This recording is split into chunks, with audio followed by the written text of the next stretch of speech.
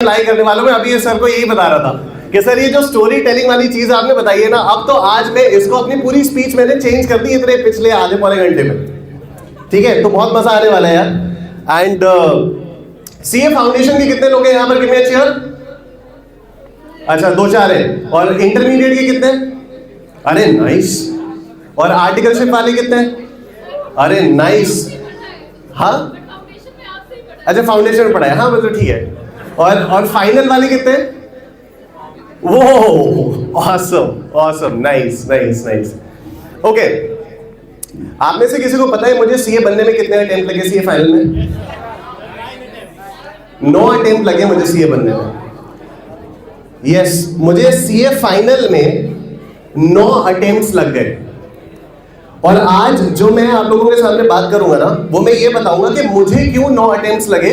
And every time I speak of something, जैसे वो drinking games होते हैं ना, every time you hear something that you do, you have to take a shot now, you can't take a shot right now, ठीक है? लेकिन every time you hear something relatable, you have to shout like this. कैसे चलाओगे? Nice, great. You have to keep the energy flowing, you have to keep the energy going. And with this मैं थोड़ा सा बताऊंगा, थोड़ा सा मैं बह भी जाता हूं, क्योंकि मुझे पता है बहुत सारे लोगों को ये सारी चीजें बहुत ज्यादा रिलेटेबल भी लगने वाली हैं। ये बात पक्की है। क्यों? क्योंकि हम सब एक है यार, ठीक है? और अभी जब मैं बोलना शुरू करूंगा तो आपको रियलाइज होगा। सो आई टेल यू, मैं जब क्लास 11th में था ना, तो मैं इंजीनियरिंग करना चाहता था। I wanted to be a software engineer. तो उस समय की जो बेस्ट कोचिंग होती थी फिटजी, अभी भी शायद होती है, तो मेरे डैड ने फिटजी में मेरा एडमिशन करा दिया था। एंड राजा बाबू बन के पहली क्लास में गए हम, और वहां पर जो है चैप्टर चल रहा था, टॉपिक सर ने शुरू किया, फिजिक्स की क्लास थी, और उसमें टॉपिक पढ़ाया वेक्टर्स। बड़ा मजा आया मुझे, कहा वाह, आईआईटी तो मैं बन ही गया, एकदम इंजीनियर बन गया मैंने, मतलब फोड़ दिया एकदम। बहुत मजा आया वेक्टर्स वाला टॉपिक पढ़ के। मैं हॉस्टल पहुंचा और क्लास के बाद सर ने एक असाइनमेंट दिया, उसमें 10-12 क्वेश्चंस थे। सर ने कहा ये वाले क्वेश्चंस करके कल होमवर्क करके लाने। और मैंने हॉस्टल पहुंच के जैसे ही वो असाइनमेंट खोला, भाई एक क्वेश्चन नहीं बना। रिलेटेबल लग रहा है? रिलेटेबल लग रहा है? क्लास में पढ़ा, सब समझ में आया, वाह मजा ही आ गया। घर पहुंच के क्वेश्चन देखा, एक नहीं बना। ये क्या हो गया? ठीक है, अब मुझे क्या लगा? मुझे लगा कि यार ये तो मतलब मुझे टॉपिक ही समझ में नहीं आया कायदे से। ठीक है, जब तक मेरे कॉन्सेप्ट्स क्लियर नहीं होंगे तब तक मैं क्वेश्चन कैसे सॉल्व कर पाऊंगा? तो मैं अगले दिन फिर से टीचर के पास गया। मैंने कहा सर मुझे वेक्टर्स दोबारा पढ़ा दीजिए, मुझे तो ये समझ ही नहीं आया, मुझे वेक्टर्स दोबारा पढ़ा दीजिए।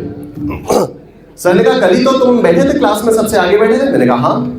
तो कहते तुम्हें कैसे नहीं समझ में आया? कल तो तुम सब बोल रहे थे सब समझ में आया। मैंने कहा सर क्वेश्चन नहीं बने मुझसे एक भी। अच्छा बाय द वे, मैंने रिवाइज कुछ नहीं किया था, हॉस्टल जाके सीधा क्वेश्चन खोल लिए थे मैंने, नोट्स नहीं देखे, कुछ नहीं किया, बस मैंने सीधा क्वेश्चन देखना शुरू कर दिया। सर ने कहा चलो ठीक है, कुछ नए एडमिशंस हुए हैं, उनके लिए मैं ये वेक्टर्स वाला टॉपिक दोबारा पढ़ाने वाला हूँ, तो तुम वहां पर आके बैठ जाना। मैंने कहा ठीक है। मैं बैठा, मुझे फिर से बहुत मजा आया। मैं फिर हॉस्टल गया, मैंने फिर से असाइनमेंट खोला, मुझे एक क्वेश्चन नहीं समझ में आया। मैं फिर से सर के पास गया, मैंने सेम टॉपिक की सेम टीचर से कम 5-10 बार अलग अलग स्टूडेंट्स के साथ बैठकर क्लासेस ली हैं। सेम टॉपिक, ठीक है? जब सर ने मुझे आई थिंक 6th या 7th टाइम देखा फिर से क्लास में बैठे हुए, उन्होंने मुझे बहुत तेज डांटा। बोले कि तू यहाँ पर कर क्या रहा है, तू पढ़ क्यों नहीं रहा है? मैंने कहा सर पढ़ तो रहा हूँ, आपकी सारी की सारी क्लासेस अटेंड कर रहा हूँ। क्लास अटेंड कर रहा हूँ मतलब मैं पढ़ रहा हूँ, ऐसा मुझे मेरे दिमाग में लग रहा था। तो मैंने कहा मैं क्लास अटेंड कर रहा हूँ मतलब मैं पढ़ रहा हूँ, तो मैं तो सारी की सारी क्लासेस अटेंड कर रहा हूँ, बिल्कुल पढ़ रहा हूँ। ठीक है, सर बोले अबे तू क्वेश्चन क्यों नहीं कर रहा, भाग जा यहाँ से, क्लास में दिखियो मत मेरे को जब तक ये असाइनमेंट कंप्लीट नहीं हो जाता। तो मैंने कहा अच्छा। अब मुझे आप एक बात बताओ, क्या आप लोगों के साथ ऐसा हुआ है कि आपने सेम टॉपिक की मल्टीपल क्लासेस देखी? अच्छा उस समय तो फेस टू फेस होता था ना, एग्जैक्टली ऐसा ऑप्शन नहीं था कि अरे ये वाले टीचर नहीं समझ में आ रहे, चलो यूट्यूब पे ये वाले का सेशन देख लो, चलो यूट्यूब पे इसका सेशन देख लो, अरे यार इस वाले टीचर का ये वाला टॉपिक तो समझ में ही नहीं रहा, इस टॉपिक का वन शॉट ढूंढ लेते हैं किसी दूसरे टीचर का। ये सब होता है? एक ही टॉपिक मल्टीपल टीचर से चलता है, उसका क्या फायदा होता है? क्वेश्चंस हो जाते हैं, उसके बाद क्वेश्चंस तब होते हैं जब आप उन्हें खुद से सॉल्व करते हो। अब मेरी बात सुनना, कोई भी चीज करने के ना दो तरीके होते हैं। एक तो कॉन्सेप्ट के थ्रू आप क्वेश्चन पे जाते हो, ठीक है, और दूसरी बात मैं गारंटी के साथ कह रहा हूं, कुछ कॉन्सेप्ट्स ऐसे होते हैं जिनको आप घंटों पढ़ लो, कितनी भी बार पढ़ लो, जब तक उसके क्वेश्चन को सॉल्व नहीं करोगे तब तक वो कॉन्सेप्ट समझ में ही नहीं आएगा, राइट? तो the wise thing to do is आप क्वेश्चन पढ़ो, उसके बाद आप मतलब टॉपिक पढ़ो, क्लास करो, एक बार एक टीचर की एक ही क्लास करो, एक बार टीचर चूज कर लो ना यार। स्टार्टिंग में एक बार एक टीचर चूज कर लिया, उसके बाद आपने क्लास कर ली, उसके बाद आप पढ़ो, उसके बाद आप क्वेश्चन करो, ठीक है? This is something that I never did, this is something that I knew. CA foundation intermediate तक मुझे फिर भी पता था, फाइनल में आके मेरे पास जो है चॉइसेस काफी ज्यादा हो गए, तो मैंने उस तरह से प्रोक्रास्टिनेट करना शुरू किया और इस वजह से मेरे मल्टीपल अटेम्प्ट्स लगते गए। ठीक है? क्या होता है ना, आप सब लोगों के स्टूडेंट्स एज में, मेरे साथ भी ऐसे ही हुआ था, 4 स्टेजेस होती हैं, 4 मेजर स्टेजेस होती हैं। सबसे पहले होती है क्लासेस, उसके बाद होती है सेल्फ स्टडी, उसके बाद होता है रिवीजन और फिर होता है एग्जाम। क्लासेस के बारे में, अच्छा मैं सिर्फ एग्जाम वाले उसके बारे में बात कर रहा हूं, मतलब ये नहीं कह रहा हूं कि आर्टिकलशिप और ये वो, और ये चाहे आप सीए फाउंडेशन दो, इंटरमीडिएट दो, फाइनल दो, ये हर लेवल के लिए इक्वली एप्लीकेबल होने वाला है, ठीक है? क्योंकि ये सेम चीज जो मैंने आपसे बोली, ये कहीं ना कहीं आप लोगों ने की हुई है और कहीं ना कहीं आगे भी आप लोग ये करोगे। मैं अपनी गलतियां सिर्फ इसलिए बता रहा हूं जिससे हो सकता है किसी के दिमाग में ये बैठ जाए कि हाँ यार इस बंदे ने गलती की है तो शायद हम आगे चलकर ये गलती ना करें, ठीक है? तो इस तरह से मल्टीपल क्लासेस, सेम टॉपिक की मल्टीपल क्लासेस ये हम लोग क्लास में करते हैं। दूसरी बात क्या होती है क्लास में, बड़ी इंटरेस्टिंग होती है, और वो है व्हाट इफ्स। क्या होता था, मैं क्लास में बैठा, टीचर ने कोई टॉपिक पढ़ाना शुरू किया और मेरे दिमाग में आ गया सर डाउट। सर कह रहे हैं कि बेटा पहले टॉपिक कंप्लीट हो जाने दो, उसके बाद तुम्हारा डाउट सॉल्व करेंगे। मैं कहा ठीक है। 5 मिनट बाद फिर सर डाउट। सर कह रहे हैं हाँ ठीक है, बैठ जाओ, थोड़ी देर में तुम्हारा डाउट सॉल्व करेंगे। फिर 10 मिनट बाद सर डाउट। सर कह रहे हैं निशांत टॉपिक तो कंप्लीट हो जाने दो। और अब ना मेरे अंदर इरिटेशन हो रही है, अब मेरे अंदर इरिटेशन हो रही है, यार ये कितना खराब टीचर है, ये तो डाउट ही नहीं सॉल्व कर रहा है। और अब मेरा ध्यान जो वो टीचर बोल रहे हैं उससे हट चुका है। अब ना तो मैं वो सुन रहा हूं जो सामने टीचर मुझे पढ़ा रहे हैं, और जो मेरा डाउट है वो तो वैसे भी सॉल्व नहीं हो रहा है। अब मैं आपको एक बहुत मजे की चीज बताता हूं। ये जितने भी हमारे व्हाट इफ्स होते हैं ना एज स्टूडेंट्स हमारे जितने भी व्हाट इफ्स होते हैं उनमें 2 ही चीजें हो सकती हैं। एक, वो रेलेवेंट होंगे एग्जाम के पॉइंट ऑफ व्यू से, और दूसरे वो एग्जाम के पॉइंट ऑफ व्यू से कंप्लीटली इररेलेवेंट होंगे। जो व्हाट इफ्स एग्जाम के पॉइंट ऑफ व्यू से रेलेवेंट होंगे वो टीचर अपने लेक्चर में ऑटोमेटिकली ऑलरेडी इंक्लूड करके आए होंगे कि आपको सही समय पर सही जगह पर उस व्हाट इफ का आंसर देंगे, तभी तो वो टीचर है। क्या टॉपिक्स की फ्री ऑफ कॉस्ट यूट्यूब पे कमी है? सीए इंटरमीडिएट टैक्सेशन में एक टॉपिक है इनकम फ्रॉम हाउस प्रॉपर्टी है।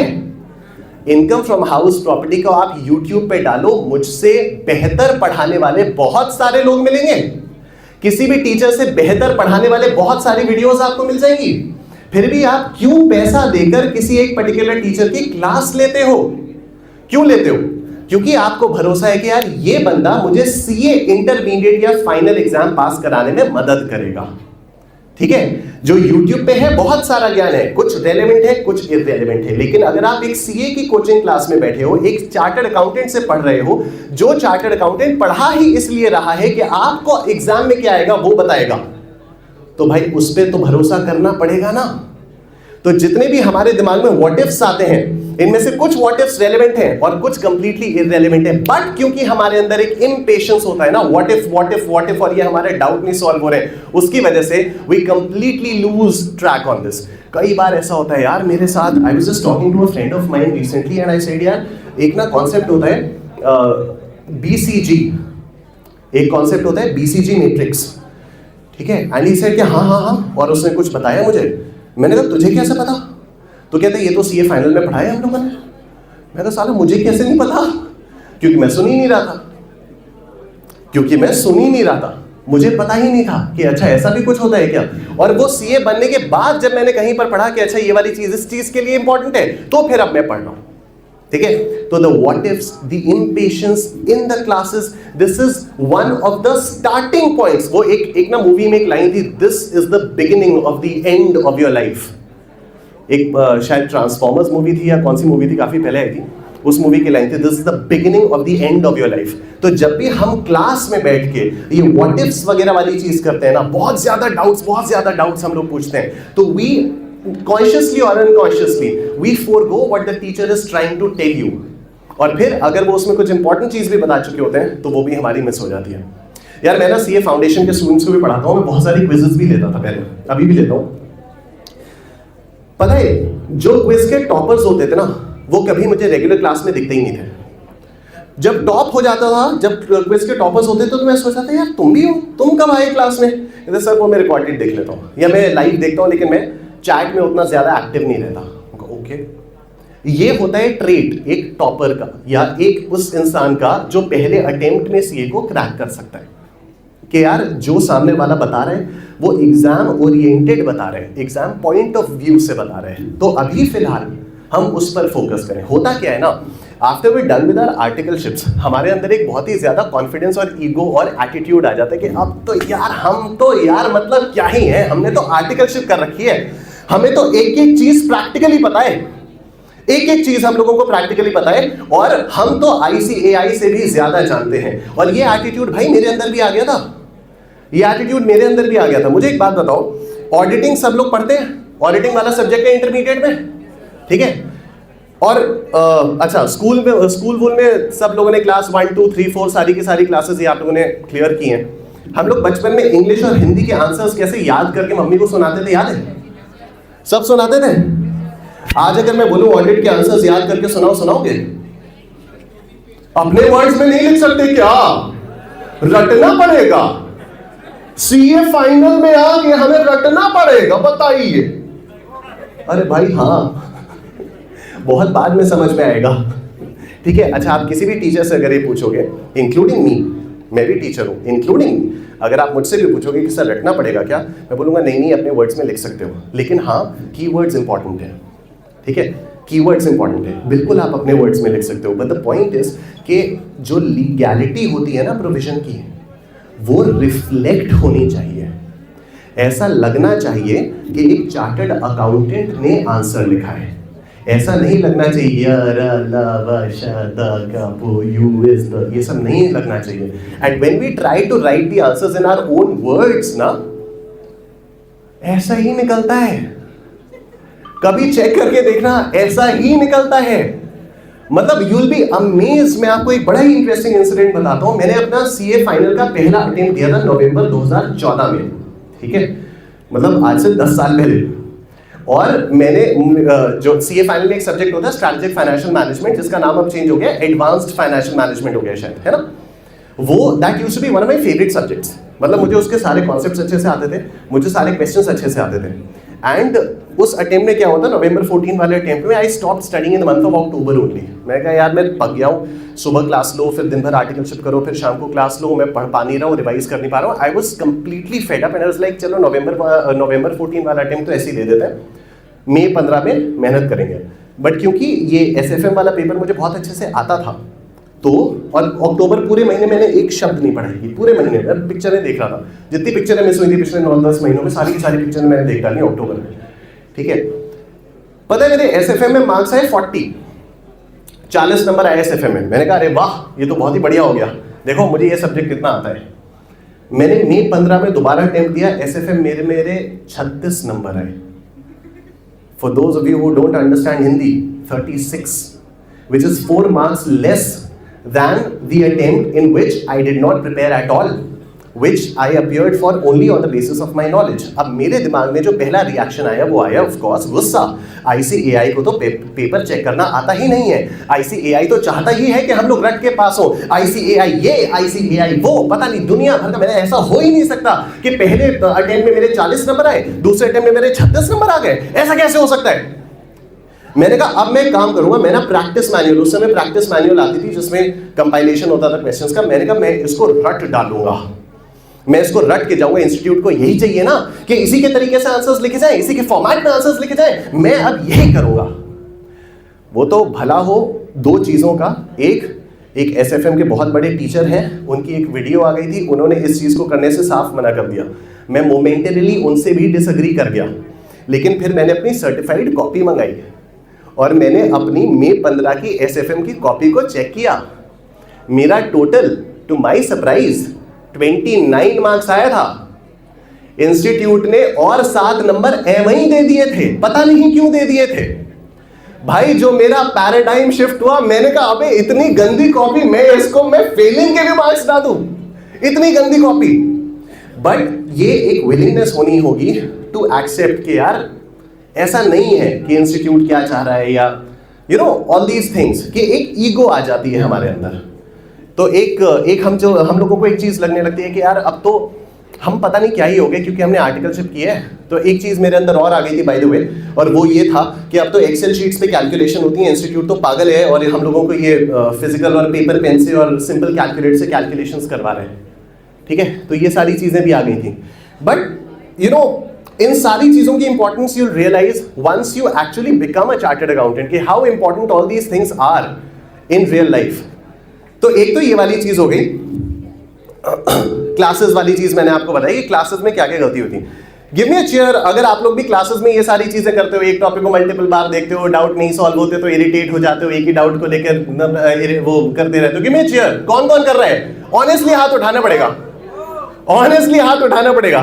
मुझे धीरे धीरे ऐसे, अरे तू भी उठा रहे, चल फिर मैं भी उठा ले, तो ऐसा नहीं अपने आप से पूछना पड़ेगा ना इसको तो, ठीक है। अच्छा एक और बात, अब ये तो क्लासेस वाली बात हो गई। अब मैं आता हूं सेल्फ स्टडी पे। दूसरा फेज होता है हमारा सेल्फ स्टडी का। अब सेल्फ स्टडी में पता है क्या दिक्कत होती है?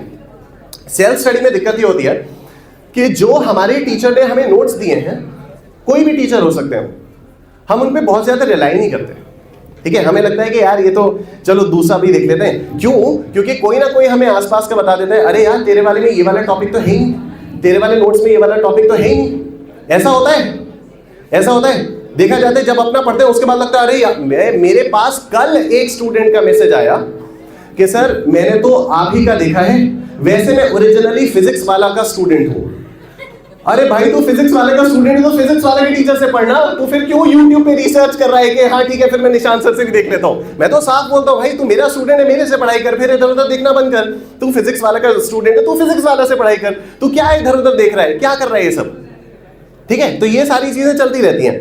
तो अब क्या होता है कि जब हम लोग सेल्फ स्टडी कर रहे होते हैं तो एक चीज हमारे अंदर आ जाती है कि अगर मान लो टीचर ने, मेरे अंदर बहुत आता था ये, कि अगर मान लो टीचर ने कुछ कह दिया कि ये वाली चीज नहीं करनी है या ये वाली चीज उतनी इंपॉर्टेंट नहीं है, तो कभी कभी ऐसा हमें लगता था कि नहीं इसको तो, इसमें तो मैं एकदम ही फतेह करके आऊंगा, ये तो ऐसे कैसे टीचर ने कैसे बोल दिया, ये नहीं करना है। मुझे याद है लॉ सब्जेक्ट पहले होता था सीए फाइनल में, अब तो लॉ हट चुका है। तो लॉ में एक बहुत ही बड़े फैकल्टी से मैं क्लासेस कर रहा था, और उससे पहले एक और चीज बताता हूँ, बड़ी इंटरेस्टिंग चीज। कंपनीज एक्ट में ना पेनल्टीज होती हैं कि अगर आपने इस सेक्शन का वायलेशन किया तो पेनल्टी लगेगी, इतनी पेनल्टी होती है, पेनल्टीज है ना। तो कोई भी टीचर पेनल्टीज याद करने के लिए नहीं कहता था, it's practically impossible to remember all these penalties, right, and they never used to come in the exam. November 2014 वाले पेपर में बाई चांस गलती से क्वेश्चन पेपर में एक आध दो पेनल्टी आ गई, ठीक है। मुनिरबा में पेपर होता था और मैं तो पढ़ के गया नहीं था, तो मुझे तो पता ही नहीं था कि अच्छा पेनल्टीज भी हैं, याद भी करना है क्या है। एग्जाम हॉल से मैं बाहर निकला हूं, भाई लोग पगलाए हुए हैं, पूरा पेपर पेनल्टी का था, पूरा पेपर पेनल्टी। जिसने पेनल्टी किया वो तो पास है, अगर तूने पेनल्टी याद की थी तो वो तो पास है। होता है ऐसा। मैं सोच रहा हूं कि मैं अभी तो मेरा बोलना कुछ ठीक है नहीं, क्योंकि सबको पता है कि मैंने तो पढ़ा नहीं था। मैंने घर जाके चेक किया, पता है 2 क्वेश्चंस का एक छोटा सा सब पार्ट आया था पेनल्टी का, 4 नंबर के 2 क्वेश्चंस, और उनके अंदर एक पूछा अच्छा बताओ अगर इस सेक्शन में वायलेशन हुआ तो फिर इसकी पेनल्टी क्या होगी।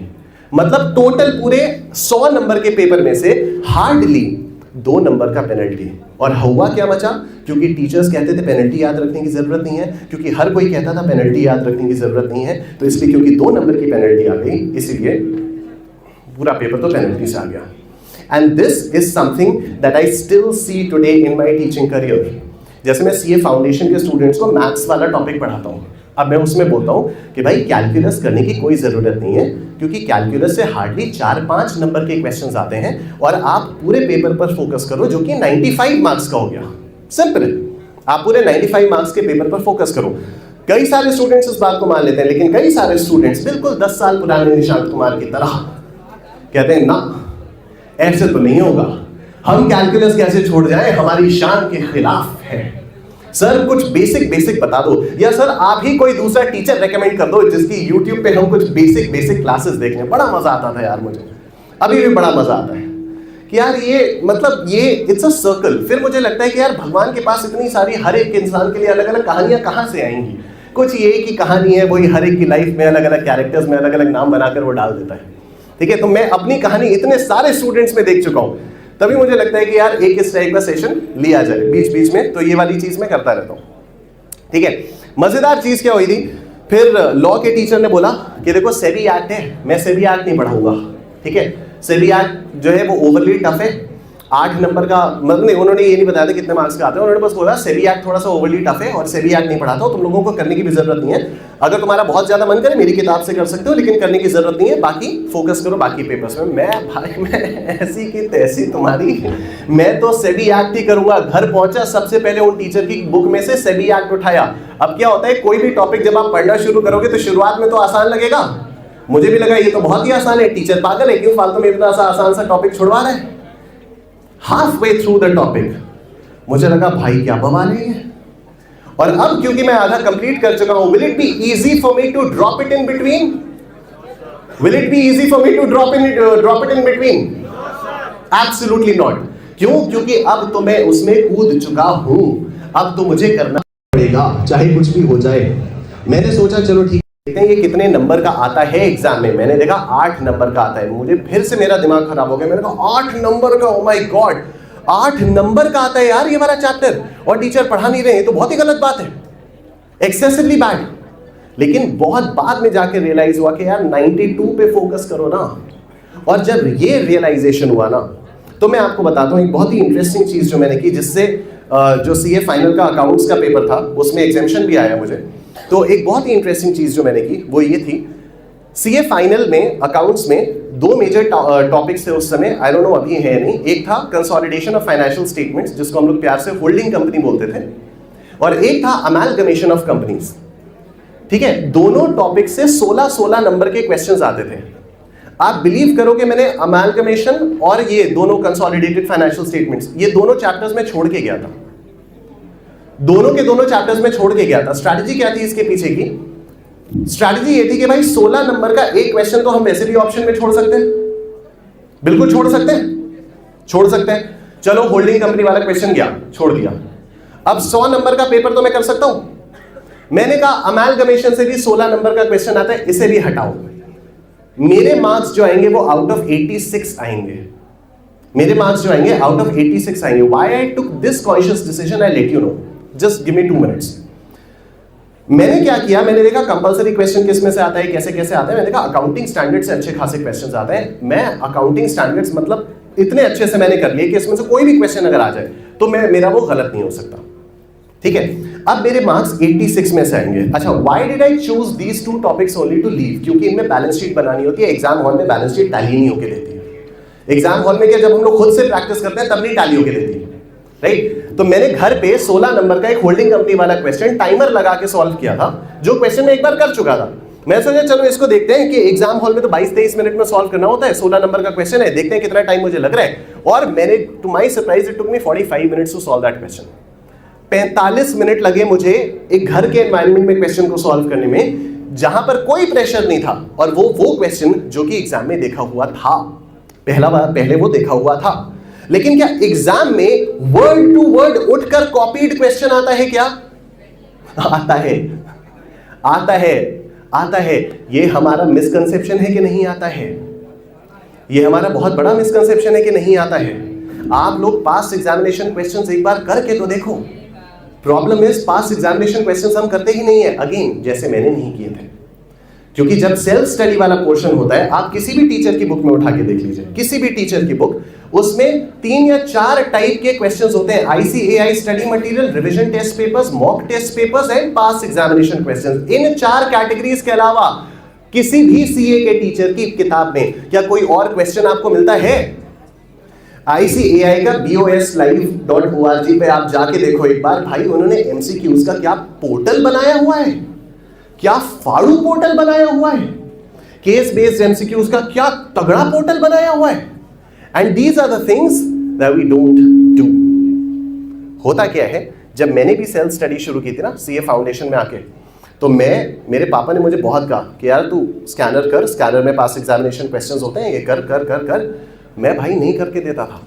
मैं क्या करता था, कोई भी किताब उठाता था और उसके बेसिक क्वेश्चंस करके कॉन्फिडेंट फील करता रहता था, अरे मेरे को आता है, मेरे को आता है, मेरे को आता है। स्कैनर में करके ही नहीं देता था, पास एग्जामिनेशन क्वेश्चंस में करता ही नहीं था। एक दिन पापा ने बुला के जो गरियाया है मुझे, और अरे जो गरियाए हैं भाई, उन्होंने बोला है कि भाई तू कर क्यों नहीं रहा है। मैंने कहा अरे पापा पहले बेसिक तो कर लूं, उसके बाद करूंगा नहीं ये एग्जाम वाले। उन्होंने एकदम मुंह पे बोला तुम कर नहीं रहे हो क्योंकि तुम्हें डर लग रहा है। उन्होंने कोई और लैंग्वेज में बोला था, मैं यहाँ पर नहीं बोलना चाहता, ठीक है। But this is what my dad scolded, this is how my dad scolded मी, तुम कर नहीं रहे हो क्योंकि तुम्हें डर लगता है। और भाई मैं तो वहीं पर खड़ा रह गया। बात सच थी, बात सच थी। फाउंडेशन में तो बाप की मार ने किसी तरह से फर्स्ट अटेम्प्ट में फाउंडेशन निकलवा दिया। इंटरमीडिएट तक भी पापा की गाली पड़ती रही, निकल गया। फाइनल में पापा ने बोलना ही बंद कर दिया यार। फाइनल में पापा ने बोला तुमको जैसे ठीक लगे तुम करो, जैसे तुमको ठीक लग रहा है बहुत अच्छी बात है, नहीं बेटा तुम बिल्कुल परेशान मत करो, हमारा पूरा सपोर्ट है, टाइम तो लगता ही है। अब मैं सोचता हूँ यार तब भी कर याद देते ना थोड़ा बहुत, तब भी बता देते अबे पास एग्जामिनेशन क्वेश्चंस कर, हो जाएगा तेरा। मैं तब भी कर लेता, तब भी मुझे 9 अटेम्प्ट्स नहीं लगते यार, ठीक है। ये बात होती है सेल्फ स्टडी की। सेल्फ स्टडी में you have to make sure कि जो आपके टीचर ने आपको बताया है वो आप करें। जो भी टीचर आपको बताएंगे यार, थोड़ा बहुत देखो 19-20 होता है, ज्यादा कुछ होता नहीं है। अगर 2 नंबर की कोई ऐसी पढ़ाई हुई चीज आ गई जो आपके टीचर ने नहीं पढ़ाई थी लेकिन वो आ गई, तो उससे क्या आप फेल हो जाओगे क्या? इंस्टीट्यूट पेपर की चेकिंग कितनी हार्ड कर देगा यार, कितनी हार्ड हो जाएगी चेकिंग। जब पेपर हार्ड चेकिंग होती है, जब रिजल्ट कम आता है, तो क्या कोई सीए नहीं बनता है? सीएस बनते हैं कि नहीं बनते हैं? और बड़ा मजा आता है क्योंकि बहुत ही आसान होता है। बचपन से क्या होता है ना, जब बचपन में हम लोग गिरते हैं और हम रोने लगते हैं तो हमारे पेरेंट्स ना फ्लोर को मारने लगते हैं। अच्छा जमीन ने मारा, जमीन ने मारा, जमीन बैड है, जमीन की पिट्टी करो, जमीन की पिट्टी करो।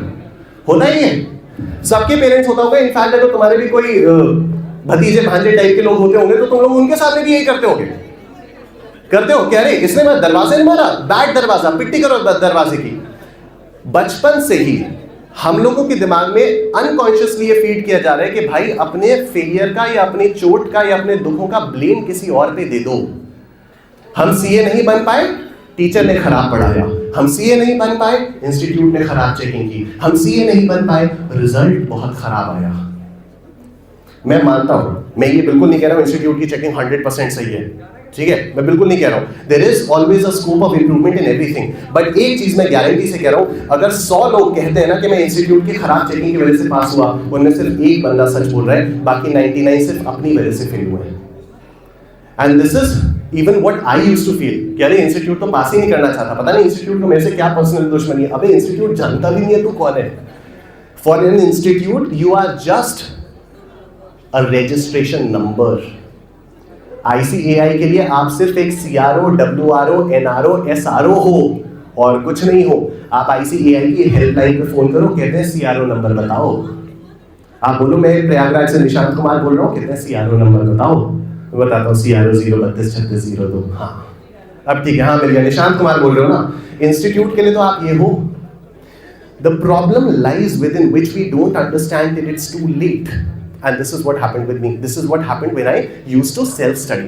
कि जो चीज पढ़नी चाहिए, पास एग्जामिनेशन क्वेश्चंस करने चाहिए, नहीं किए। प्रैक्टिस करनी चाहिए, RTPs, MTPs करने चाहिए, नहीं किए। थोड़े बहुत कुछ भी देखा, मल्टीपल टीचर्स शिफ्ट किए, मल्टीपल रिवीजन सेशंस देखे। भाई साहब आज तो यूट्यूब पे गंद मचा रखी है और मेरे जैसे टीचर्स ने ही गंद मचा रखी है। 1 shot revision, marathon revision, mind map revision, flash card revision, इसको कर लो बस, और तो कोई जरूरत नहीं है। अबे तो बाकी पागल है क्या जो 6 महीने से पढ़ रहे हैं?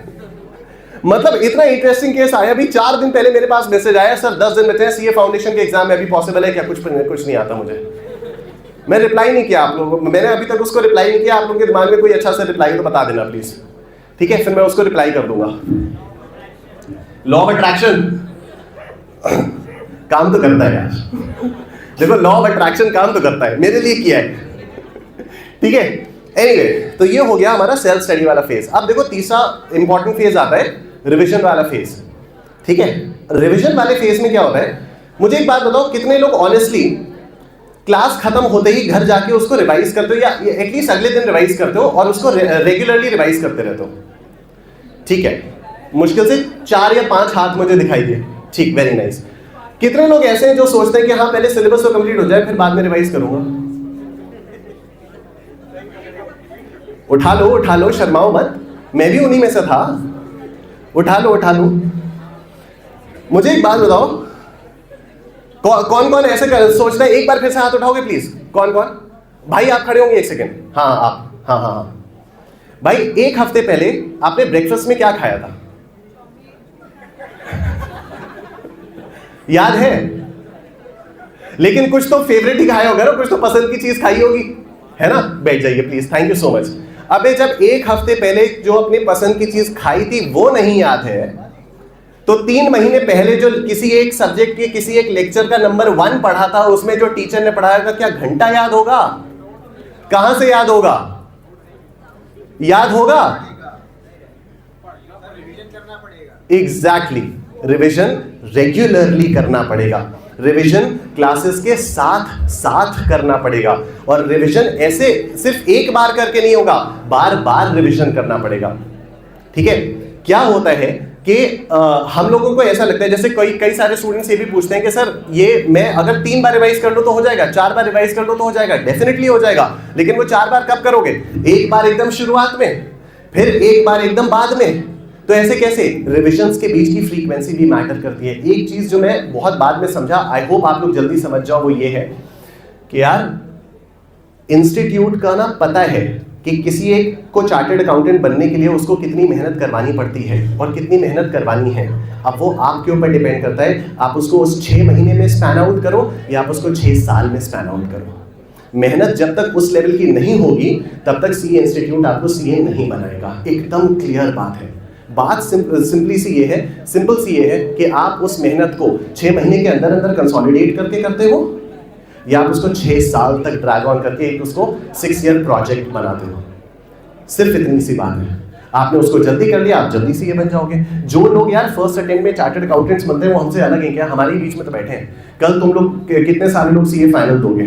किसी ना किसी का फर्स्ट अटेम्प्ट में निकल जाएगा, कोई ना कोई फेल होगा और कोई ना कोई रिपीटेड अटेम्प्ट्स देता रहेगा। मेरे साथ, अच्छा चलो ठीक है, ये हो गई सेल्फ स्टडी बात, ये हो गई रिवीजन वाली बात। You have to revise regularly. Revision करने का जो सही तरीका है वो ये है कि आपने कुछ भी अगर पढ़ा, कुछ भी नया पढ़ा, तो पहला रिवीजन होना चाहिए within 24 hours. Human mind की टेंडेंसी है कि वो 70% चीजें 24 घंटे के अंदर अंदर भूल जाता है। भाई को एक हफ्ते पहले वाला नाश्ता याद नहीं है। ठीक है? आप कुछ भी अगर पढ़ोगे, 70% of that you will forget with in 24 hours if you do not revise it. And I did that. मुझे याद नहीं रहता था, मुझे लगता था कि हाँ मुझे याद आ रहा है। क्यों? क्योंकि हर टीचर ये करता है कि अपनी जो, जैसे मैंने आज कोई टॉपिक स्टार्ट किया, अब कल जब मैं उस टॉपिक को कंटिन्यू करूंगा तो पिछली क्लास में मैंने जो भी पढ़ा है 2 मिनट में पूरा बोल के रिवाइज करा दूंगा, है ना? जैसे ही मैं 2 मिनट में बोल के पूरा रिवाइज करा दूंगा, आपको क्या फील आती है? कह रहे ये तो मुझे याद आ गया, तो टीचर ने तो रिवाइज करवाई दिया, है ना? भाई वो रिवाइज आपने थोड़ी किया है, वो तो टीचर ने बोला, आपको लग रहा है हाँ ऐसा ही तो था, हाँ ऐसा ही तो था। But were you able to speak those topics before the teacher? No. Were you able to recall the topics before the teacher? No. तो ऑफ कोर्स टीचर तो रिवाइज करवाएंगे ही करवाएंगे। क्यों? क्योंकि उन्हें एक मोमेंटम बनाकर चलना होता है जिससे सब लोग एक सेम पेज पर आ जाए। लेकिन अगर आप खुद रिवाइज नहीं करोगे क्लास में जाने से पहले, या उसको रेगुलरली रिपीटेडली रिवाइज नहीं करोगे, तो कैसे काम चलेगा यार? फिर एग्जाम से पहले आकर फिर वही एक सहारा ले जाता है, 1 शॉट रिविजन्स, मैराथन रिविजन्स। फिर हो सकता है कि आपने किसी एक टीचर से पढ़ाई की हो, उन टीचर के मैराथन रिविजन्स आपको ना मिलें, फिर आप किसी दूसरे टीचर के मैराथन रिविजन्स देखो। फिर वहाँ पर कोई ना कोई एक ऐसा टॉपिक आ जाता है जो आपके टीचर ने शायद नहीं पढ़ाया था, या तरीका अलग हो जाता है, और उसके बाद आप सोचते हो यार ये कैसे होगा। होता है ऐसा? होता है ऐसा? पक्का? गलत तो नहीं बोल रहा हूं मैं? ठीक है, रिवीजन हो गया। पहला रिवीजन होना चाहिए within 24 hours. Next revision होना चाहिए within 3 days from the first revision. इसको नोट कर लो अगर चाहो तो, और मैं ये भी बता देता हूं कैसे कर सकते हो इसको, कैसे प्रैक्टिकली इसको अप्लाई कर सकते हो। Whatever you study, पहला रिवीजन होना चाहिए। कब? पहला रिवीजन होना चाहिए विद इन 24 आवर्स। आज मैंने कुछ पढ़ा, अभी क्या बज रहा है? अभी इस समय 7 बज रहा है। 7 बजे अगर मैंने कुछ पढ़ा, भाई कल 7 बजे से पहले I have to revise it. कल 7 बजे से पहले। Today is what? Today is 4th of January। 5 जनवरी को आपने किया पहला रिवीजन। 6, 7, 8 छोड़ दो, 6, 7, 8 आपको वो टॉपिक नहीं मिला। 9 तारीख को आपको फिर से वो टॉपिक रिवाइज करना है। 9 तारीख को आपको फिर से वो टॉपिक रिवाइज करना है और फिर हर हफ्ते उस टॉपिक को रिवाइज करना है। अब इसके फॉलो अप क्वेश्चंस आते हैं, मैं बताता हूं उनका जवाब क्या होगा। पहले रिवीजन प्लानर कैसे बनाना है ये सुनो। पहला रिवीजन होना चाहिए within 24 hours from the study. Next revision होगा within 3 days from the first revision and every subsequent revision will happen every 7th day from the second revision. अब ये बनेगा कैसे? बहुत प्यारा टूल है, आप सबके फोन्स में अवेलेबल है, it's a Google calendar. Google calendar पे आपको एक टास्क क्रिएट करना है, ठीक है। मैं कह रहा हूं फोन निकालो सब लोग अपने अपने, अभी करते हैं इसको, अभी कर लेंगे तो फिर चल जाएगा, अभी अगर मिस कर दिया तो नहीं चल पाएगा। Please everybody take out your phones यार, everybody take out your phones, ठीक है। अब आपको गूगल कैलेंडर ओपन करना है, क्रिएट अ टास्क पे जाना है, आपको एक टास्क क्रिएट करना है, ठीक है। आप उसमें कुछ भी डाल दो, कोई भी अपनी मर्जी से टॉपिक डाल दो, कोई भी टॉपिक डाल दो, ठीक है। मैं कह रहा हूं चलो income from house property lecture 1 डाल दो, कुछ भी डाल दो। आपने वो अब उसका टाइमर सेट करो कल सुबह 6 बजे का, इररिस्पेक्टिव ऑफ द फैक्ट कि कल सुबह 6 बजे उठोगे या नहीं उठोगे, उससे कोई फर्क नहीं पड़ता। कल सुबह 6 बजे का रिमाइंडर सेट करो, उससे होगा क्या, आप जब भी उठोगे ना आपके फोन पे एक नोटिफिकेशन आएगा कि भाई आज तुझे income from house property lecture number 1 revise करना है। फिर आप अपने हिसाब से उसको रिवाइज करो, बट एटलीस्ट आपको कोई ना कोई याद तो दिलाएगा ना कि आपको रिवाइज करना है। फिर आप आज ही एक टास्क बनाओगे, कौन सी? 9 तारीख का टास्क बनाओगे। 9 तारीख पे फिर से वही करोगे इनकम फ्रॉम हाउस प्रॉपर्टी, और वहां पर ना एक ऑप्शन आता है रिपीट इट वीकली। आपको रिपीट इट वीकली को ऑन करना है जिससे हर हफ्ते वो आपको बताए, राइट। अब इसमें 2 चीजें आती हैं, एक कि यार इतनी बार सेम चीज को रिवाइज करते रहेंगे तो नया पढ़ने का टाइम ही कहां मिलेगा, है ना। आता है ये आ रहे किसके किसके मन में ये डाउट आ रहे कि यार इतनी बार करेंगे। भाई आप खड़े होंगे एक बार, थैंक यू। ABCD आती है आपको, सुनाइए। 5 सेकंड में आपने पूरा A से लेकर Z तक के 26 रैंडम अल्फाबेट्स डिसाइड कर दिए।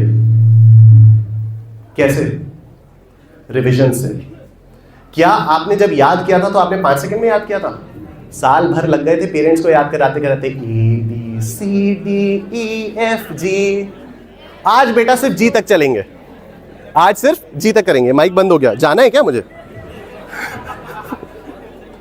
हेलो, हाँ ठीक है, थैंक यू। बस 2 मिनट और लगेंगे, ओनली 2 more minutes, ठीक है। फिर बंद कर दिया यार। ओके कंटिन्यू चल रहा सुबह से। ओके ओके, हेलो हेलो, हाँ ठीक है, बैठ जाओ यार, बैठ जाओ, थैंक यू।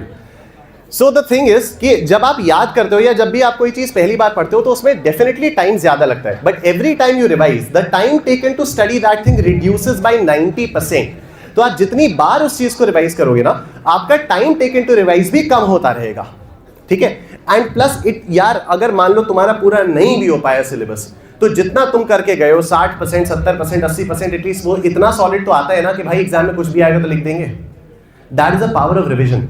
नहीं तो क्या होता है, कई बार ऐसा भी होता होगा, अब हाथ उठाना कि क्वेश्चन पेपर देखा एग्जाम में, वहां पर क्वेश्चन आया और क्वेश्चन देख के लग रहा है यार ये पढ़ा तो था लेकिन याद नहीं आ रहा है, इस समय पढ़ा तो था याद नहीं आ रहा है। कैसे याद आएगा, रिवाइज थोड़ी किया है।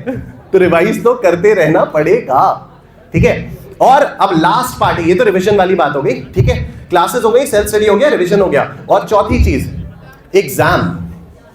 मेरा एक बहुत अच्छा दोस्त है CA अतुल मिश्रा, आप में से कई सारे लोग शायद जानते भी होंगे CA अतुल मिश्रा को। मतलब भाई वो ऐसा बंदा है, he was the first one amongst our group too, हमारे दोस्तों के ग्रुप में he was the first one to clear a group. हम सब लटकते गए लटकते गए लटकते गए लटकते गए। क्यों? क्योंकि हमें क्या था, एक एक ग्रुप करके कौन देता है? दोनों ग्रुप एक साथ देंगे, दोनों ग्रुप एक साथ देंगे, एक एक कर। अबे अतुल तू पागल हो गया है क्या? बोथ ग्रुप दे भाई, सोच तू जल्दी CA बन जाएगा भाई। अतुल एक एक ग्रुप करके हम सबसे जल्दी CA बन के बैठा हुआ था, और हम सब आराम से बैठते कर रहे हैं, हाँ नहीं इस बार भी बोथ ही ग्रुप दे रहे हैं यार। अतुल चिल्ला चिल्ला गया, अबे यार तुम लोग पागल हो गए हो भाई। हो रहा ही है, होता है सबके साथ। क्यों दे रहे हैं तो बोथ ग्रुप्स? क्यों? क्योंकि सामने वाला कह रहा है यार बोथ ग्रुप। अच्छा, मेरे कई सारे दोस्त मुझे करी आते हैं, कहते हैं कि तेरी वजह से हमने बोथ ग्रुप्स का फॉर्म भरा था। मैं उनसे कहता हूं भाई 2 अटेम्प्ट के बाद मैंने सिंगल का भी तो भरना शुरू कर दिया था, तब क्यों नहीं भरा? 2 अटेम्प्ट जब मैं बोथ ग्रुप्स में फेल हो गया तो मुझे लगा यार एक एक करके देना सही है। अतुल यार, अतुल बन गया CA, अतुल बन गया CA, ठीक है। मैंने कहा यार 2 अटेम्प्ट्स के बाद अब मुझे समझ आया चलो एक एक ग्रुप करके दे देते हैं यार, नहीं हो रहा। ठीक है। और मैं बाकियों से कह रहा हूं अबे भाई तेरा क्या सीन है, तू कैसे भाई बोथ ग्रुप, फॉर्म तो भाई बोथ ही ग्रुप भरते हैं अपन फॉर्म तो बोथ ही ग्रुप भरते हैं भाई, क्यों भर रहा है भाई, सिंगल ग्रुप भरते भाई। नहीं, फोकस सिंगल ग्रुप पे, फोकस मेरा सिंगल ग्रुप है, फॉर्म मैंने दोनों ग्रुप्स का भरा है। ठीक है भाई, ऐसा नहीं होता है। The best way to check whether you are eligible, मतलब एलिजिबल भी नहीं बोलना चाहिए, कि आप केपेबल हो बोथ ग्रुप्स के लिए, is a very simple trick, very very simple trick. करना क्या होता है, आप पहले किसी भी एक ग्रुप की तैयारी शुरू कर दो। अगर आप सीए फाइनल में हो तो ग्रुप 1 की ही करना, क्योंकि सीए फाइनल का जो ग्रुप 2 वाला पेपर है ना, इंटरडिसिप्लिनरी केस स्टडी वाला, उसमें ग्रुप 1 के सब्जेक्ट्स के भी कई सारे एलिमेंट्स आते हैं। ठीक है, तो अगर आप सीए फाइनल में हो तो you start with group 1। CA intermediate का एग्जाम देने वाले हो, you can start with any group, it doesn't matter, you can start with group 2, you can start with group 1। अभी क्योंकि एग्जाम 3 बार होने लगे हैं ना साल में, तो हर बार जैसे ही आप सीए फाउंडेशन का क्लियर करके निकलोगे, आपको ग्रुप 1 का कोई लाइव बैच नहीं मिलेगा, हो सकता है। ठीक है, तो you can start with any group, it doesn't matter. अब क्या हुआ कि जब आप एक ग्रुप की क्लासेस कंप्लीट कर लोगे, इस हिसाब से आप रिवीजन करना कंप्लीट कर लोगे, तो उसके बाद आप उन सभी पेपर्स के, तीनों पेपर्स के आप मॉक टेस्ट दो। आईसीएआई के पास मॉक टेस्ट की कोई कमी नहीं है। और अब तो जो आईसीएआई ने जो एमसीक्यूज हैं वो भी रिलीज करने शुरू कर दिए कि भाई हम तो एमसीक्यूज भी नहीं छुपाएंगे, हम तो केस बेस्ड एमसीक्यूज भी नहीं छुपाएंगे। तो अब अगर आईसीएआई का कोई भी आपने पास्ट पेपर उठाया और उसको आपने प्रॉपर एग्जाम वाले एनवायरनमेंट में बनाकर सॉल्व किया, और आपके उन तीनों पेपर्स में 70 से ऊपर आ गए, तो आप ग्रुप 2 दे सकते हो, मतलब ग्रुप 2 की तैयारी शुरू कर सकते हो। लेकिन अगर 69 भी आए, no, a big no, just stick with one group. अगर आपके तीनों पेपर्स के मॉक टेस्ट देने के बाद आपके तीनों में 70 नहीं आए, सर मेरे तो 68 आ गए, सर मुझे पता है हल्का सा मैं करूंगा ना हो जाएगा मेरा, सर मुझे पता है sir, no, no means no. इन्होंने कहा नहीं, नो का मतलब नो ही होता है योर ऑनर। ठीक है, तो नो मीन्स नो। अगर आपने तीनों पेपर्स में 70 प्लस आ गए, आप डेफिनेटली दूसरे ग्रुप की तैयारी शुरू कर सकते हो, otherwise stick with one group. It's not a matter of ego. मुझे 9 अटेम्प्ट्स लग गए, मुझे 9 अटेम्प्ट्स लगे सीए फाइनल में, लेकिन फिर भी आज जो कुछ हूँ आपके सामने हूँ। कई सारे लोगों ने हूटिंग की, कई सारे लोगों ने ताली बजाई, thank you so very much. किसी को पता नहीं था कि 9 अटेम्प्ट्स लगे। Thank you so very much guys, that's my time. I hope इसमें से कोई चीज आप लोग लेकर जाओगे, कुछ चीज आपको रिलेट करेंगी, and that's it. Thank you so much, thank you everyone.